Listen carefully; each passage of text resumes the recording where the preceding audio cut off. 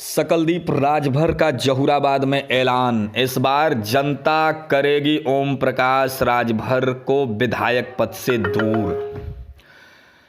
जहूराबाद विधानसभा का प्रभारी बनने के बाद पहली बार जहूराबाद में आज आगमन हुआ सकलदीप राजभर का, जो कि राज्यसभा सांसद है भारतीय जनता पार्टी के।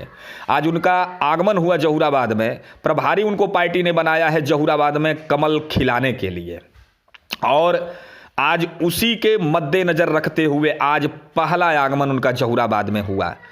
भारतीय जनता पार्टी कासमाबाद द्वितीय के मंडल अध्यक्ष मयंक राय, कासमाबाद प्रथम के मंडल अध्यक्ष संतोष गुप्ता और मर्दा मंडल के मंडल अध्यक्ष शशि प्रकाश सिंह के नेतृत्व में पार्टी कार्यकर्ताओं और पार्टी पदाधिकारियों ने सिधागर घाट में सकलदीप राजभर का जोरदार स्वागत किया।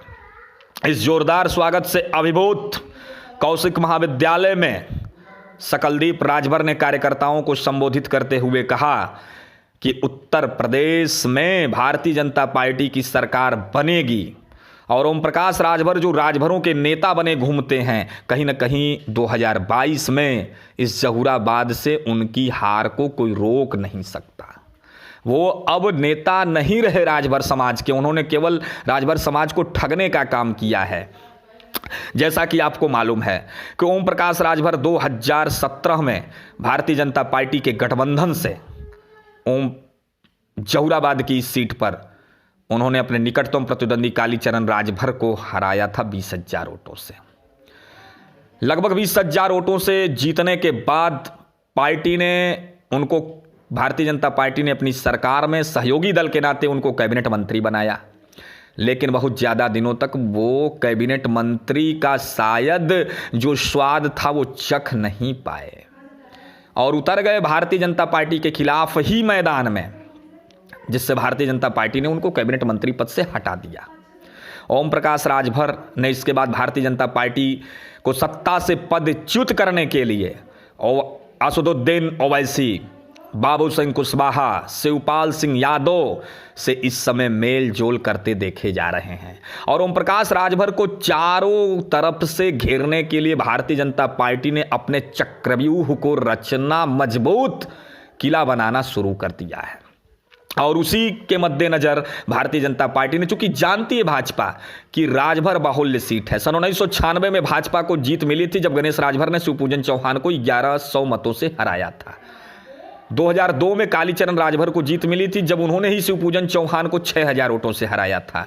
2007 में कालीचरण राजभर को 17,000 वोटों से जीत मिली। उसका सबसे बड़ा रीजन रहा शिवपूजन चौहान का हवाई जहाज लेकर उड़ना तो सानंद सिंह का साइकिल चलना, लेकिन कहीं ना कहीं दोनों की लड़ाई में हाथी सरपट दौड़ी।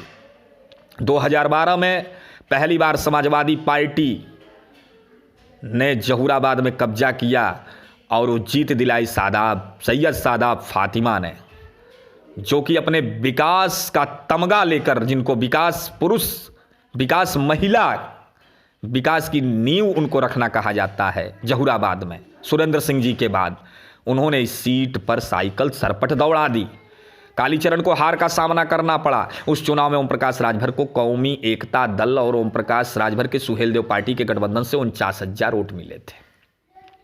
2017 में ओम प्रकाश राजभर भारतीय जनता पार्टी से गठबंधन करके उतरे, उनको जीत मिली, लेकिन अब चूंकि वो भारतीय जनता पार्टी के पास दिग्गज नेता सकलदीप राजभर को मैदान में उतारा गया है। चूंकि अनिल राजभर के पास कैबिनेट मंत्री हैं, जोश भी है, जज्बा भी है, लेकिन उनकी सबसे बड़ी परेशानी ये है कि उनकी विधानसभा शिवपुर बनारस क्षेत्र में पड़ती है। वहां से जहूराबाद को भेदने के लिए कहीं न कहीं उनको नाकों चने चबाने के समान होगा। इसलिए पार्टी ने बगल के जिले की से राज्यसभा सांसद सकलदीप राजभर को जहूराबाद का प्रभार सौंप दिया कि आपको ही इस जहूराबाद, जो कि भारतीय जनता पार्टी के लिए पिछले 17 सालों से दूर है, उसको जो है कि यहां पर जीत दिलानी है। अब देखने वाली बात यह होगी कि सकलदीप राजभर अपनी किस चाणक्य नीति से भारतीय जनता पार्टी को यहां विजयश्री दिलाते हैं।